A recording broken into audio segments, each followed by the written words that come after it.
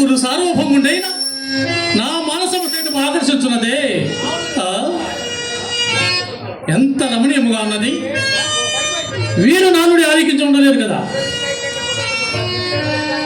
ఓయి మీరెవరు? ఇచ్చడు గతమేమి ఏమి ప్రతివంచం ఎవరు పలికించుదా?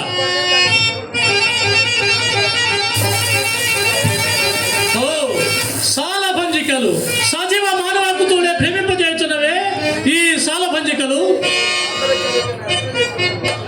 ఎంత విచిత్ర రూపకల్పన ఇది! మైని లోకోత్తర కళా కౌశల్యమా లేక సభాభవనమున ఉద్యానవనమా?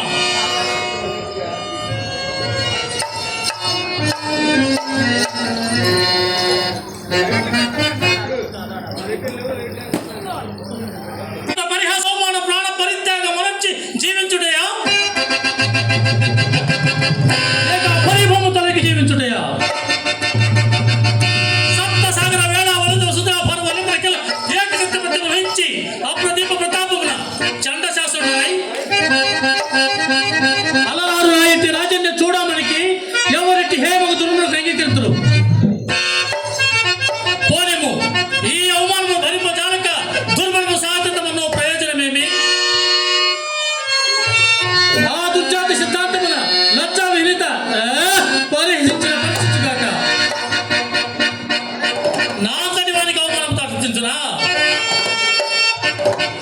మహాగజేంద్రము రాజమార్గమును తలుచుండ కుక్కలు ఎన్ని మరుగుటలేదు అని ఎన్ని విధముల అంతరాలతో సరిపెట్టుకున్నాను. ఈ వార్త ఎట్టి లోపల వెళ్ళని కాక మానదు. ఏమి చేయదు అచేతమును భూభారగమే పాదాతి సైన్య జాలక మానవ మూర్తం నిర్వహించి తన పగలు తీర్చుకుని చుండ సపురుడనై సచేతుడనై సార్వభౌముడై 14 భూములంతా పెట్టి ఎత్తు వచ్చిన ముక్కడింప చాలా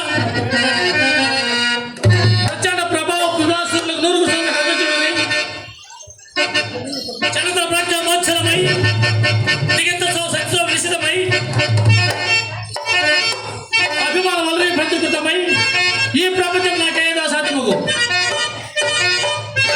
ఇప్పుడే పోయి ఆ పురుగు భస్మీభూతము గావించదా? నా మనోవికల్ప కారణం మైసము విధ్వంసం నడిచదా? మంచి లేదు, మమత లేదు, బంధుత్వం లేదు, భయము లేదు, భక్తి లేదు. పాండవ దుర్ముడ విధ్వంసం ప్రథమ కర్తవ్యము.